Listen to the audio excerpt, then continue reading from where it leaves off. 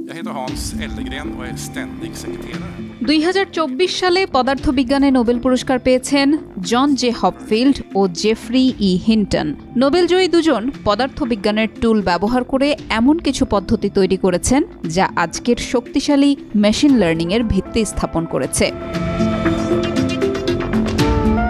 Hopfield এমন একটি কাঠামো তৈরি করেছেন যা তথ্য সংরক্ষণ এবং পুনর্গঠন করতে পারে, আর হিন্টন এমন একটি পদ্ধতি আবিষ্কার করেছেন যা তথ্যের মধ্যে স্বাধীনভাবে বৈশিষ্ট্য খুঁজে বের করতে পারে, যা বর্তমানে ব্যবহৃত বড় কৃত্রিম নিউরাল নেটওয়ার্কগুলোর জন্য গুরুত্বপূর্ণ।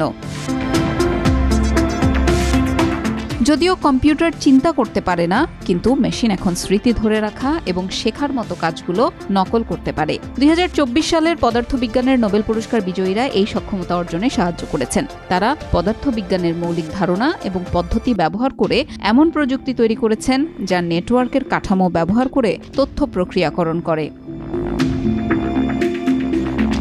2023 সালে পদার্থবিদ্যায় নোবেলজয়ী ছিলেন 3 বিজ্ঞানী। তারা হলেন আমেরিকার পিয়ের অগস্টিনি, হাঙ্গেরির ফেরেঙ্ক ক্রাউডস এবং ফ্রান্সের অ্যানে এলহুইলার। গবেষণার মাধ্যমে আলোর অটো সেকেন্ড স্পন্দন সৃষ্টিতে সফল হয়েছেন তারা। অতি অল্প সময়ের এই স্পন্দনের মাধ্যমে ইলেকট্রনের দ্রুত গতিবিধির ছবি তোলা সম্ভব। বাংলাদেশ সময় গত 7 অক্টোবর সোমবার বিকাল 3:30 সুইডেনের স্টকহোম থেকে এই বছরের চিকিৎসা বিজ্ঞান ও শরীরতত্ত্বে নোবেল বিজয়ীদের নাম ঘোষণার মাধ্যমে নোবেল পুরস্কার দেওয়া শুরু করে the royal Swedish academy of sciences. Nobel বিজয়ী এই বিজ্ঞানীরা পাবেন একটি মেডেল, একটি নোবেল মেডেল, একটি সনদপত্র এবং 11 মিলিয়ন বা 1,10,00,000 সুইডিশ ক্রোনা।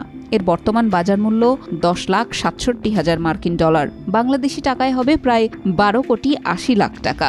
যেসব বিভাগে একাধিক নোবেলজয়ী থাকবেন তাদের মধ্যে এই 1,10,00,000 সুইডিশ ক্রোনা ভাগ হয়ে যাবে। প্রথা অনুযায়ী প্রতিবছর অক্টোবর মাসের প্রথম সোমবার থেকে শুরু হয় নোবেল বিজয়ীদের নাম ঘোষণা। প্রথম দিনে ঘোষণা করা হয় চিকিৎসা শাস্ত্রের নোবেল পুরস্কার জয়ীর নাম। এরপর 6টি বিভাগে 6 দিন নোবেল বিজয়ীদের নাম ঘোষণা করা হয়।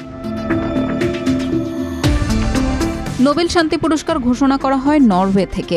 সাহিত্য ও অর্থনীতির মতো অন্য পুরস্কারগুলো সুইডেন থেকে ঘোষণা করা হয়। চিকিৎসা, পদার্থবিদ্যা, রসায়ন, সাহিত্য ও শান্তিতে পুরস্কারগুলো সুইডেনের বিজ্ঞানী আলফ্রেড নোবেলের নামে ও তার রেখে যাওয়া অর্থ থেকে দেওয়া হয়। সুইডিশ শিল্পপতি নোবেল ডিনামাইটের উদ্ভাবক ছিলেন। তার মৃত্যুর 5 বছর পর 1901 সালে এই পুরস্কার দেওয়া শুরু হয়।